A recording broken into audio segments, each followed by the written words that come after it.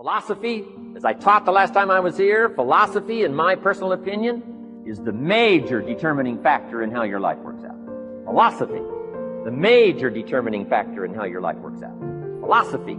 To form our philosophy, you gotta think, you gotta use your mind, you gotta process ideas. And this whole process over a lifetime, starting way back here when we were children, schools that we've attended, our parents, our experiences, all this stuff that we've processed by the thinking process helps to develop our philosophy. And in my opinion, each person's personal philosophy is the major factor in how your life works out. Here's what's exciting about each person's personal philosophy. That's what makes us different than dogs and animals and birds and cats and spiders and alligators. That's what makes us different than all other life forms. The ability to think, the ability to use your mind, the ability to process ideas, and not just operate by instinct. In the winter, I'm telling you, the goose can only fly south. What if south doesn't look too good? Tough luck. It can only fly south. But see, human beings are not like a goose. It can only fly south. I mean, you can turn around, go north, you can go east, you can go west, you can order the entire process of your own life. And we do that by the way we think. We do that by exercising our mind. We do that by processing ideas and come up with a better philosophy, a better strategy for our life. Goals for the future, okay? Plans to achieve those goals. All this comes from developing our philosophy. Philosophy helps us to process what's available. Well, when we get here, we got seed, and we got soil, and we got some rain, and we've got some what? Sunshine, and we've got some seasons, and what? The miracle of life. Now, the key is, what do you do with all this stuff? How do you turn all this stuff that's available here into equity and promise and lifestyle and dreams and future possibilities? All of this that's possible now with human beings, how do you take all this stuff and turn it into this equities and values? Well, it starts with philosophy. What is the seed? What is the soil? What is the sunshine? What is the rain? Is it possible to take some of each of all the stuff that's available and turn it into food and turn it into value and turn it into nourishment, turn it into something spectacular and unique that no other life form can do? And the answer is yes. But you cannot deal with all this stuff and what to do with it unless you start refining your philosophy. Think, use your mind, come up with ideas, and strengthen your philosophy. So the seed and the soil and the rain and the sunshine, this is called, the economy and the banks and the money and the schools and everything that's available out there, processing information, what to do with all that, and turn it into equity and value. That is the major challenge of life, my personal opinion. So each person's personal philosophy now is going to determine what you're going to do with seed and soil and sunshine and rain and miracle, the change of season. Activity. This is the work part, the labor part, taking action. The activity is the miracle working piece.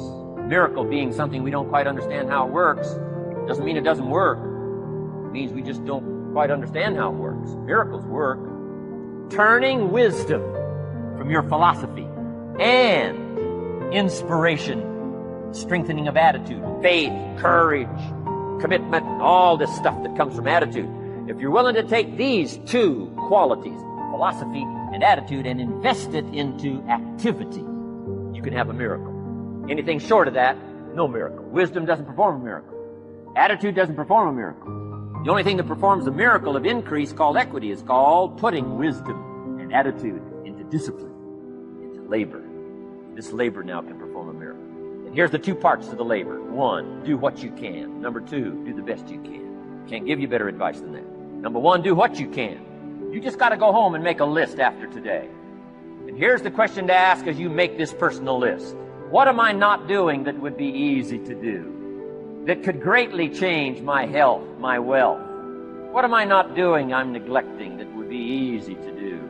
Let's go home and answer that question personally. You don't have to put the answers on a public bulletin board. This is just all personal stuff. Errors in judgment, disaster. A few simple disciplines, wealth beyond imagination. And if you'll pick up the activity part, the miracle working part, plant the seed part, take care of your part. The soil will take care of its part. The seed will take care of its part. Seasons will take care of their part. The miracle will take care of its part if you'll take care of your part, called putting it into activity, action. Works miracles, results. Every once in a while, you got to take a measure, see how you're doing with these three pieces: philosophy, attitude, activity. Now we take a measure called results. What is the results at the end of the day, the results at the end of the week? You can't let too much time go by without checking. Time goes by. 6 years I'd been out there working when I met my teacher, Mr. Schultz. Schultz said, well, Mr. Rohn, let's just go through a little summary here. He said, in the last 6 years, how much money have you saved and invested? Let's go through a little tab list here. How much money have you saved and invested the last 6 years? I said, what? 0. He said, you have messed up. He said, how many books have you read in the last 90 days? I said, what? 0. Wisdom of the world available? Change your life, change your future? Wisdom of the world available, develop any skill you want, earn the kind of income you want, have all the treasures you want, equities you want, relationship with your family that you want, everything that you want available, and the wisdom of the world to help you get it.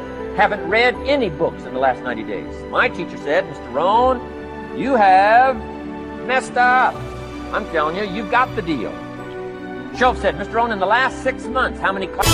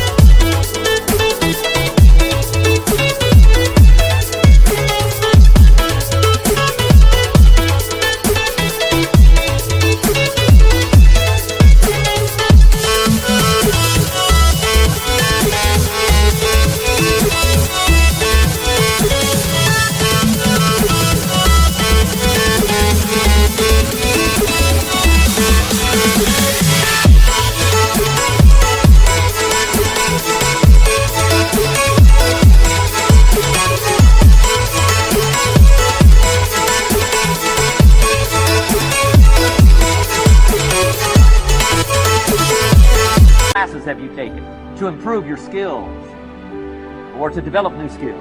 How many classes have you taken in the last 6 months? I said, how many? 0. He said, you have messed up. He said, you don't need to unmess the country. You don't need to straighten out the perplexed. You don't need to straighten out any of this stuff. All you've got to do is look within and let results teach you a great deal about your own activity, your own attitude, and your own philosophy. I went through that process. Take this phrase home. Results is the name of the game. What other game is there? And I'm telling you, if you'll start with that, it's called the process of life change, and it doesn't matter how small the process is to start. One discipline starts it, and then one discipline feeds another, and the first thing you know, you've got this whole cycle in an upward positive motion. And it's called life change. It's called income change. It's called health change. Relationship with your family change.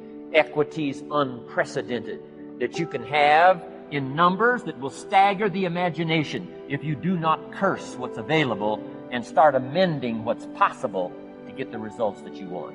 I don't think I can put it in any better way. He said, it's not what happens that determines the major part of your future. It's not what happens. What happens happens to us all. He said the key is what you do about it. It's not what happens, it's what you do about it.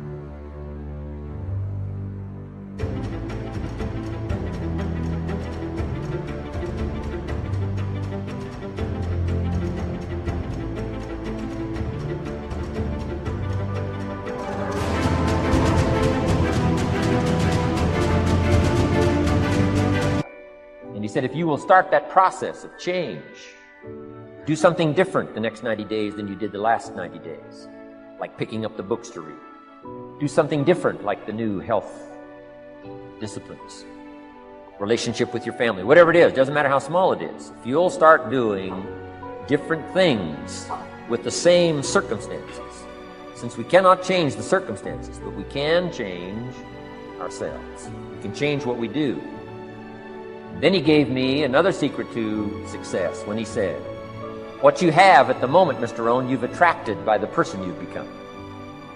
What you have at the moment, you've attracted by the person you've become. Few little simple principles here. Once you understand these, it starts to explain so much. Now, sometimes it's a little tough to take, blaming yourself instead of the marketplace, taking responsibility instead of putting it off on someone else. That transition sometimes is a challenging mission. And this one was a little tough for me.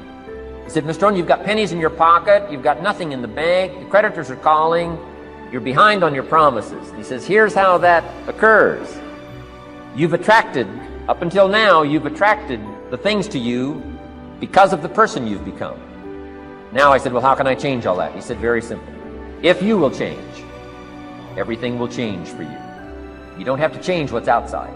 All you've got to change is what's inside. To have more, you simply have to become more. And then he said, don't wish it was easier. Wish you were better. Don't wish for less problems. Wish for more skills.